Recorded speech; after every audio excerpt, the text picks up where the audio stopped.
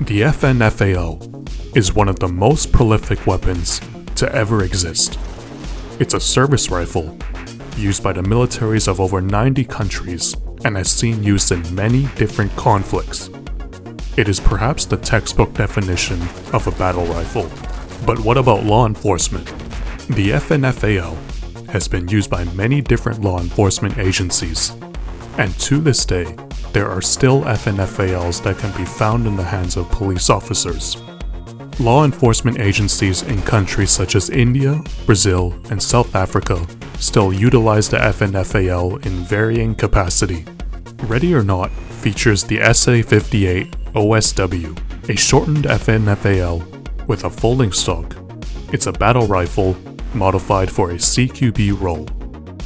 So the question is, how does this rifle do in a law enforcement role?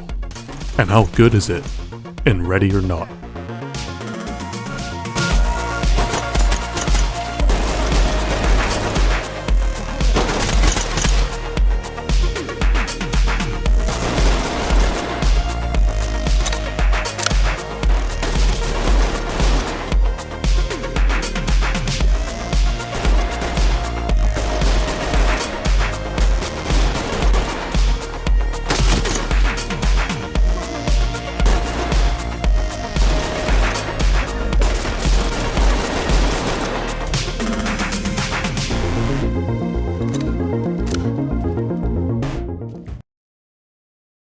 Towards the end of World War II, the implementation of semi-auto rifles was a growing trend.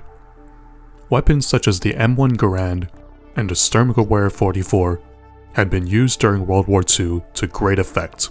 The Soviet Union spared no expense in advancing their military after World War II, and as part of this, they developed perhaps the most well-known firearm in the world, the AK-47.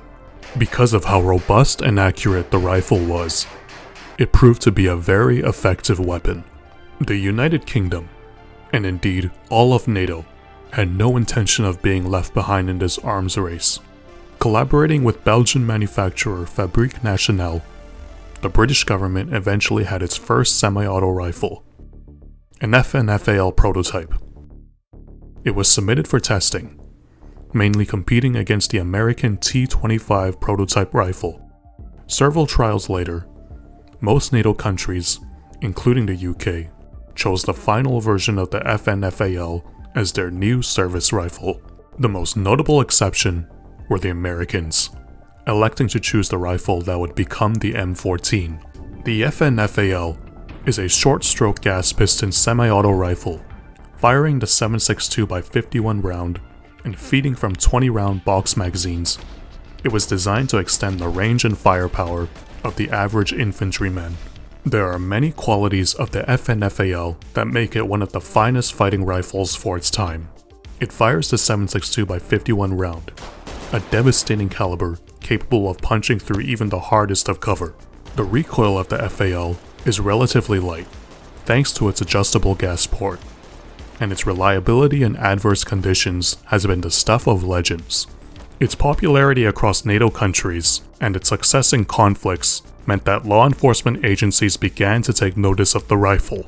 While it was never as popular as it was in the military, the FN FAL saw use in a number of police forces. This was during a time where the common belief was that the bigger the bullet, the better. So it made sense that police would also want a rifle capable of shooting the 7.62 NATO round. However, the FN FAL isn't ideal for police work because of one main reason: its size. The rifle comes with a 21-inch barrel and weighs about 9.4 pounds.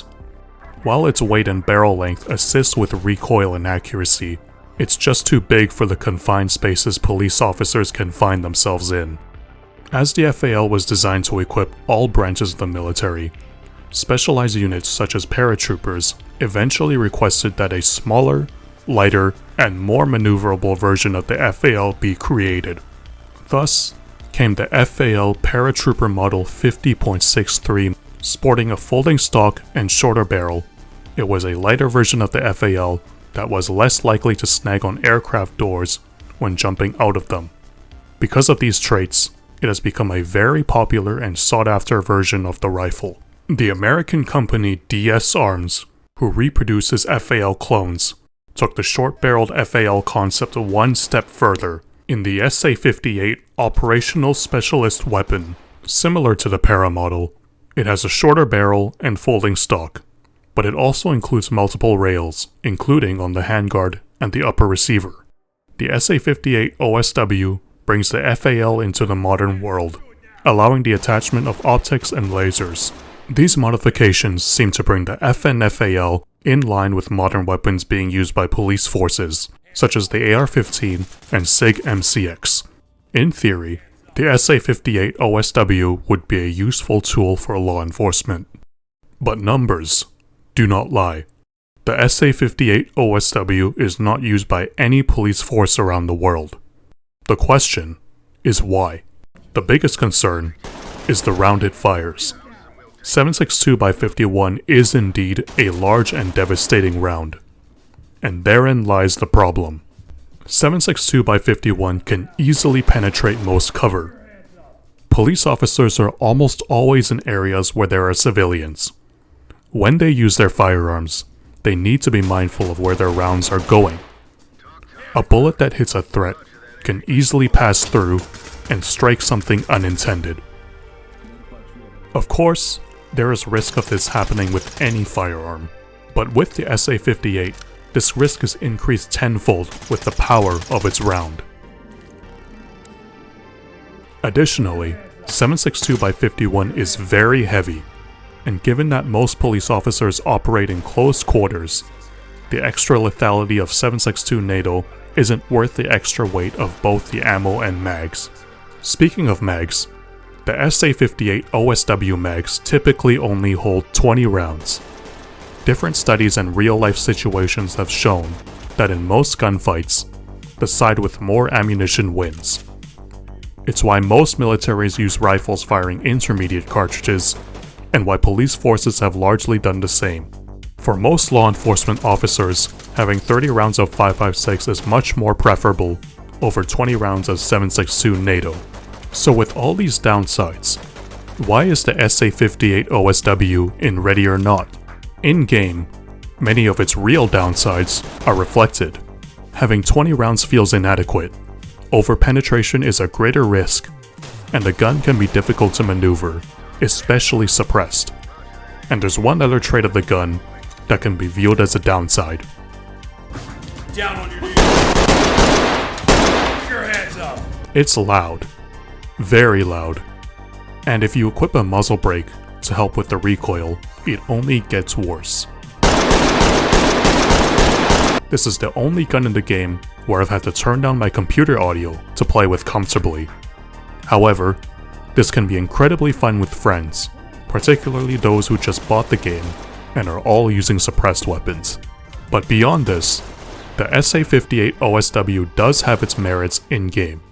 It will only take 1 or 2 shots to bring down most unarmored suspects. While this isn't the ideal way to handle them, it is an option. On the more difficult maps, such as the Nightclub and Bursa Cove, enemies will often be wearing armor. This is where the SA58 really shines. Compared to its 9mm and 5.56 counterparts, the SA58 will drop these enemies relatively easily. But that's not the best part. Some of these maps require that you arrest these suspects rather than just kill them. Obviously, this is a challenge. Using non-lethal equipment against enemies equipped with body armor and rifles is essentially suicide. With the SA58, 1 round isn't enough to kill most armored enemies. However, it will stun them for a second. Using this window of opportunity, you can yell at the suspect to comply. This can get suspects who would otherwise want to murder you to comply.